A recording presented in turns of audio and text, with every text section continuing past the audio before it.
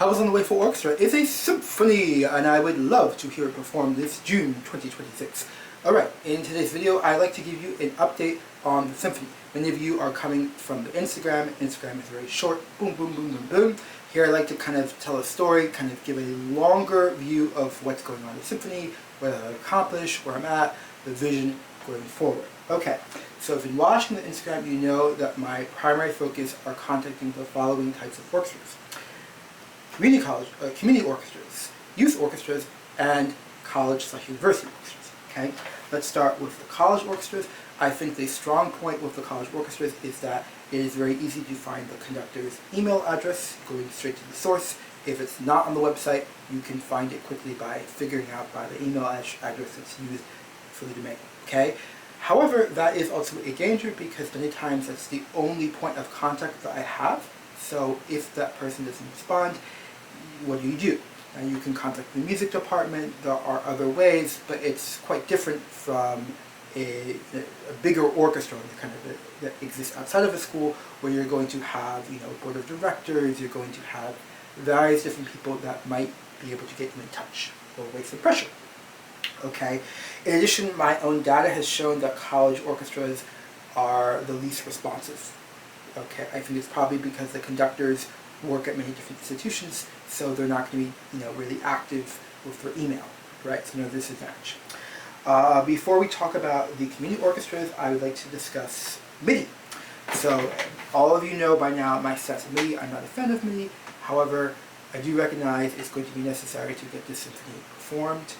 If you've been watching Instagram, you will have seen that we have some really good news. I purchased Note Performer, which gives a better quality sounding MIDI, so I'm going to have to now go through the symphony and just make sure it sounds good at every single section. Some of the sections I heard are acceptable level. Like, I don't love MIDI, but it's definitely okay. We can use this to fight for the symphony.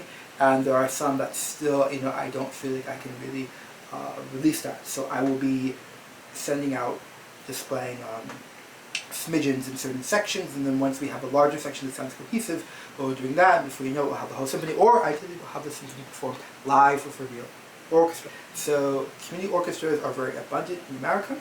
However, there is a concern I have.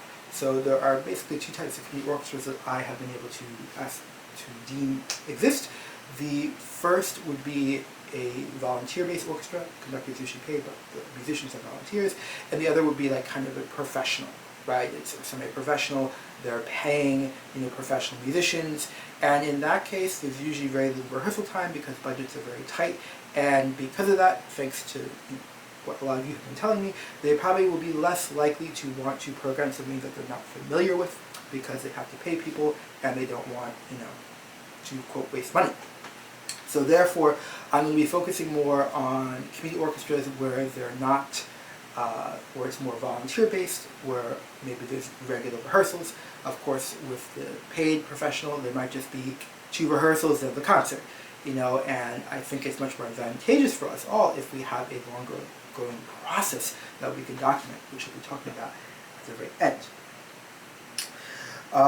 One danger with this plan is that the levels of orchestras are not all the same. There are a lot of orchestras that, may play out of tune. That can be forgivable, but you won't always get a great performance. I think it does depend a lot on the conductor, okay? But for now, we just need to get a performance.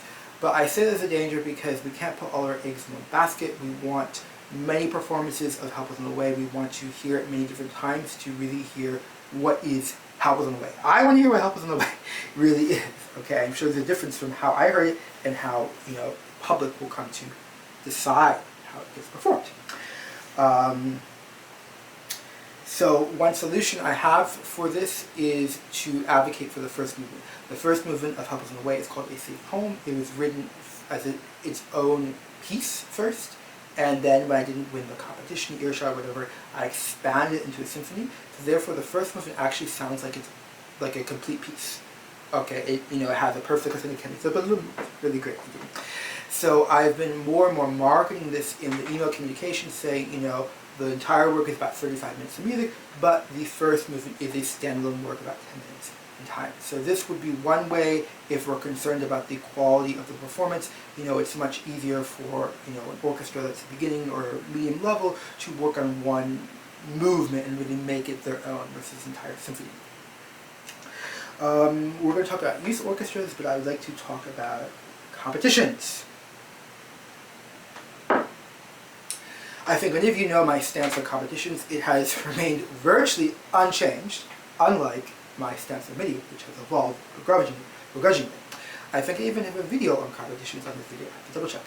So I am extremely averse to wasting time, in particular wasting time on competitions. I say that very harshly because time is money. And I have to work, I have to compose, other stuff. So I don't have infinite time on the symphony. I am budgeting that I can probably get 30 minutes to an hour of work in the symphony every single day. That is not realistic. There are going to be days it's just not going to be possible, but that's probably going to be possible. So maybe let's imagine it's 3 to 5 hours a week on the symphony. I think that time is better spent contacting orchestras, just getting a conversation going, meeting people, going out to concerts, versus spending all that time applying to a competition. A lot of competitions, I'm sorry to say, are they have a certain agenda that they're trying to fulfill. I understand, but they're not always very open about what they're looking for, and I don't want to waste my time filling out all the application details, wasting someone else's time. Contact, hey, can you do my letter of recommendation? Having them, edit the letter of recommendation. I don't have time for this. So I will be keeping my eye out if there's a competition that really sings to me, like, okay, this is the one. But otherwise, I want to continue going down what we have been already working on. Okay, so that's my stance on the matter. I'd like to talk about the youth orchestras. This is where things get le plus rentable, as we say in French. I lived for 5 years in Paris, France.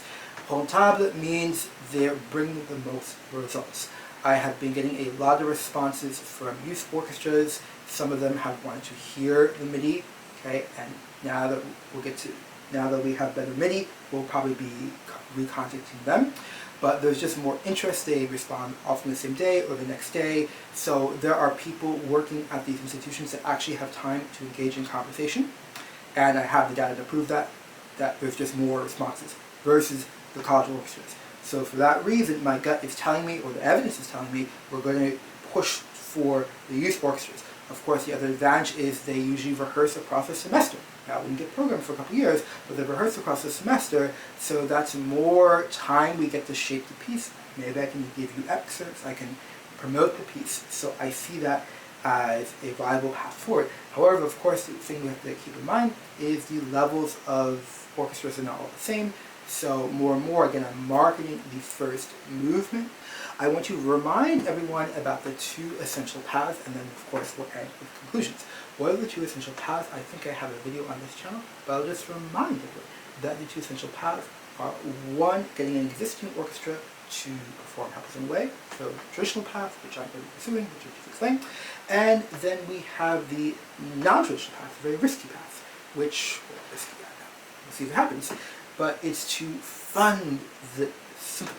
The advantage of this method is I would be able to control the whole process more. So what I really envision for the symphony is being recording, a video recording, and audio recording the rehearsals.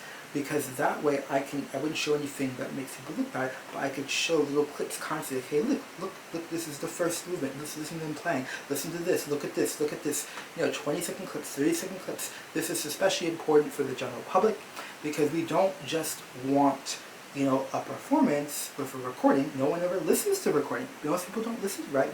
We want people actually there live. Okay.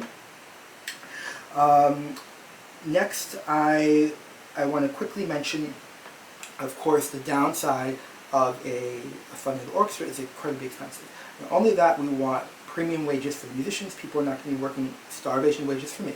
So it means we need extra money, and we just are not at a place where this is viable. It's just not currently viable. For this to become viable, I think there needs to be a lot more interest in this symphony.